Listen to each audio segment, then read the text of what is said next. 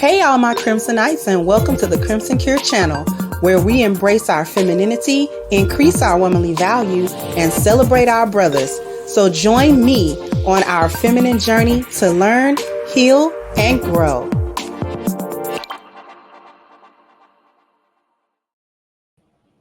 Hey there, my Crimsonites, and welcome to the Crimson Cure channel. I'm your hostess, femininity coach, and author of the Crimson Cure, and this was my perspective. So we got a clip here, and I just need y'all to listen to what's going on, and this is kind of it in a nutshell. When you hear it, you'll understand what I mean by that this is it in a nutshell. So without further ado, here we go. It's just a quick exchange. We're singled out. You stand. We have nobody. When you have a system of women like us that is we are constantly having to defend every move we make. If it seems like we're loud or obnoxious or something, you're gonna call us combative. And I'm telling you, in some cases, Black women are picked on. They are. I don't know why you don't believe that. Right now, I'm going to confront you right now. Okay. Name me one thing that Black women are accused of that's a lie. Do that for me now. And I'll sit here and I'll give you the time. No, I know what it means when you start turning your head. No, you're right. You're right about that. But I'm saying, is that stretched out of proportion? Go ahead. Now, she attempted to. This is obviously a clip of a whole exchange, right? So whatever conversation they're asking, the key point here in this clip is that he pins her with a simple question, because she's trying to say that Black women are being picked on, that the bad image that Black women have is actually being exaggerated, perhaps by social media, perhaps by, other media outlets and things of that nature. And that the perceived or the perception of Black women of being masculine or too loud or too obnoxious or too upfront or too angry or too whatever the stereotypes are wildly exaggerated, because Black women are actually being put upon and they are being picked on, and just made out to be worse than what it actually is. And probably that most Black women are not this way. And so she's playing dumb as to why this would even be a conversation or be the stereotype of Black women. And then, even though she didn't say this next part in the clip, I'm quite familiar with this line of argument, because I've heard it so many times before. As you probably have, my audience probably have heard this so many times, this line of logic to avoid accountability for why the general body of Black women have such a negative set of stereotypes attached to them, right? And they like to escape it by saying, well, every Black woman is not like that. We know that. We know that there are lionesses that exist, right? But lionesses are quiet. We're not attention seeking, and we're not always trying to be somewhere in the spotlight. So we actually put our heads down and do what we're supposed to do, which means that we're not somewhere yelling loudly so people can look at us. So that leaves the hyenas that are always yelping through the plains, right? Y'all are always hooping and hollering. So everybody's always looking at y'all, right? And then when people are looking at y'all make a spectacle of yourselves, and not in a good way. But then the problem is that because lionesses are also the Black women, we're women. So now we all got to get lumped in because we're women, right? And this is why I speak out the way that I do, because that's actually one of my issues. This is why I speak out against feminism and that mindset, because Black women have to carry the stereotype even when we are not a part of it. Even those of us who never partake in that, we don't even have that mindset or set of values or set of beliefs, or neither do we portray that. We don't live our lives like that. Yet we still have to carry the stigma that the hyenas have given us. Okay? And so he asked the simple question, what is it that Black women are accused of that's a lie? So give us, okay, out of all of the stereotypical things, tell us the one or two things that Black women are always stigmatized about that's completely false. And she was stuck. And the reason why she's stuck is because it's a false argument. Okay? Stereotypes, whether they're exaggerated or not, usually have their roots in the truth somewhere. Okay, it came from somewhere, and a stereotype is born out of your appearance value. Okay, your appearance value and your general image gives birth to a stereotype, and stereotypes can either be perceived as positive or they can be perceived as negative.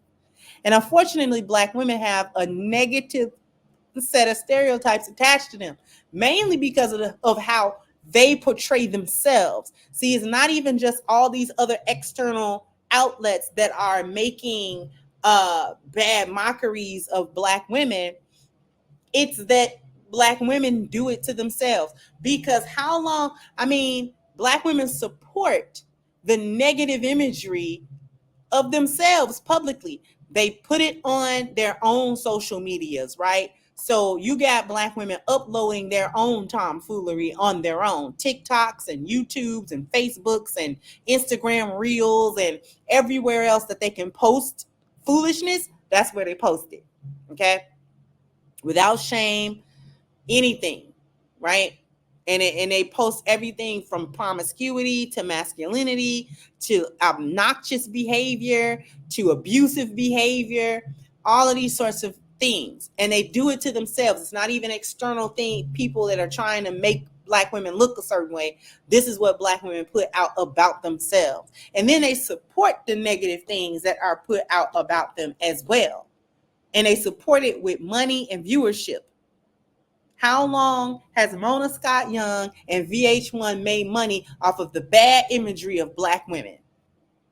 How long? How long have these Basketball Wives shows been running, and Love and Hip Hop shows and all of the spinoffs? And how long have these Real Housewives shows and the spinoffs? How long have these shows been airing, showing and portraying Black women in negative light? Now instead of VH1, you got the Zeus network with the baddies and this one and that one.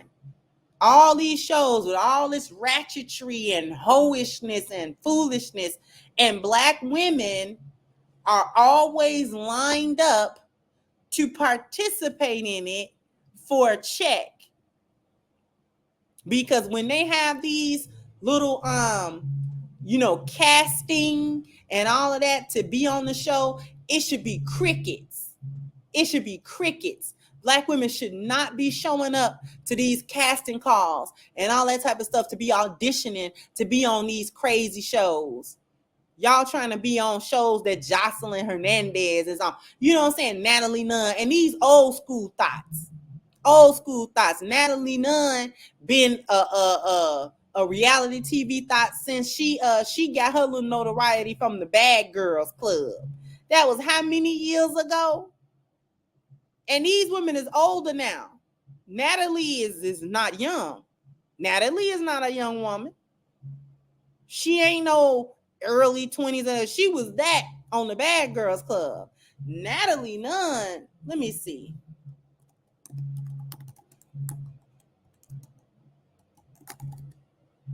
Natalie Nunn is kicking 40 in the butt.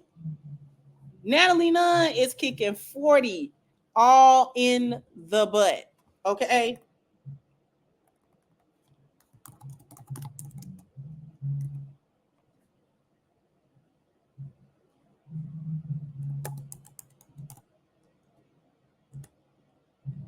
Jocelyn is also kicking 40 is around the corner. She 37. Natalie is 39. Okay? So these are women that are edging up on their 40s, and they are still in front of the camera fighting people, still arguing, still ratchet, still on social media trying to be the center of attention, still corrupting the younger women coming up with the foolishness that they, made a bag off of. So this is, what I'm saying? And this is all a portrayal on Black women, even if these individual women are not necessarily American Black, right? Because Jocelyn, her moniker, she's the Puerto Rican princess and all this type of stuff. So some of these women are not American Black women, but you wouldn't be able to tell because they're blending in, okay? And the ratchet behavior is all one and the same. So how long? So my point in bringing up the reality TV bit is that Black women support these portrayals of them.